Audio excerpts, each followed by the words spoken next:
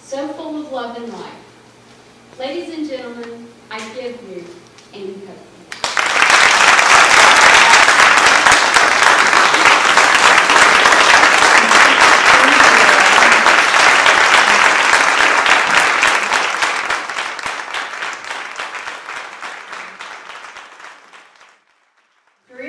I did first hear about this cause on a billboard that I saw in the Tucker area that said "Stop Child Prostitution." And I looked at it and I thought, well, that's not really a problem, is it? Because, you know, I'd never heard of it. Nobody had ever told me, you know, watch out, there's these guys that, you know, I was never aware that this was actually a real issue. And the more people I talked to, the more I realized, neither did they. You know, you hear about this happening in Thailand and the Philippines, and you think it's this isolated event overseas that would never happen in such a great country as the United States. But I quickly found that I was wrong. And one thing that really draws me to these children that are affected by this exploitation is the fact that they cannot speak for themselves.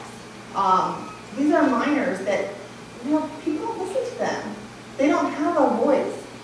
So I believe that the people that we need to help are those who cannot help themselves, giving a voice to those who have none and giving hope to those who have lost it. So that's my goal and my mission here tonight. And thank you so much again for joining me in this. And I just hope that, you know, we can help Wellspring together and help combat this atrocity.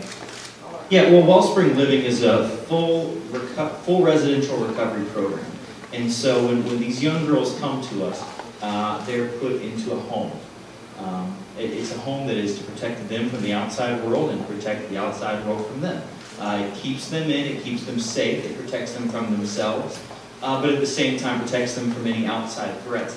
And in this home, we are providing not only therapy that is life-giving, but we're providing education that's giving them the opportunity to advance themselves after they leave our program. And the great thing about Wellspring is very comprehensive, very holistic, serving the entire person. And that program lasts for about 9 months on average for these girls. But we've recently just opened a new program. It's our Empowered Living program that allows these girls to move into apartments and live independently with coaches that live there in the apartment with them while they learn how to get a job. They learn how to pay rent. They learn how to be self-sufficient. And so, you know, we've got a very full recovery program, and now we have the opportunity to be able to coach them in life. And so that's kind of Wellspring in a nutshell for our girls program. We arrested a pimp, and I believe he was called Hollywood.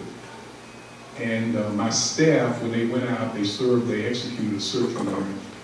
And he had in his possession large trunks. And in the trunks, he had photographs of the young girls that he had forced into prostitution. And so the then director of the unit came to me and said, "Mr. Howard, I got something that you really need to see."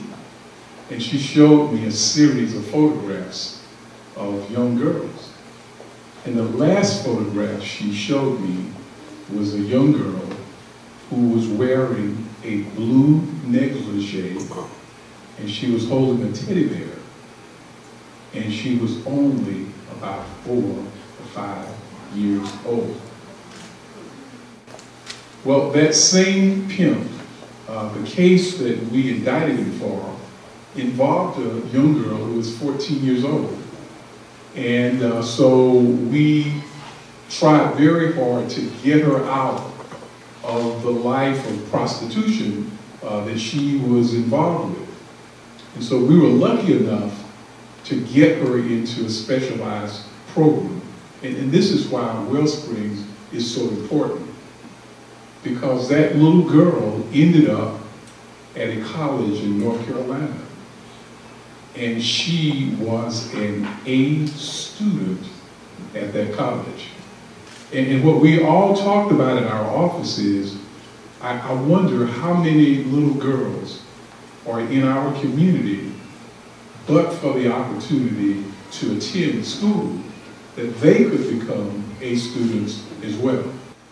So it occurs to me that Wellspring Living and the DA's office are the frontline infantry. Where's the rear echelon quartermaster? that's providing these folks relief. I'm it. I'll start with me, and I'll do all I can to influence the others in my life.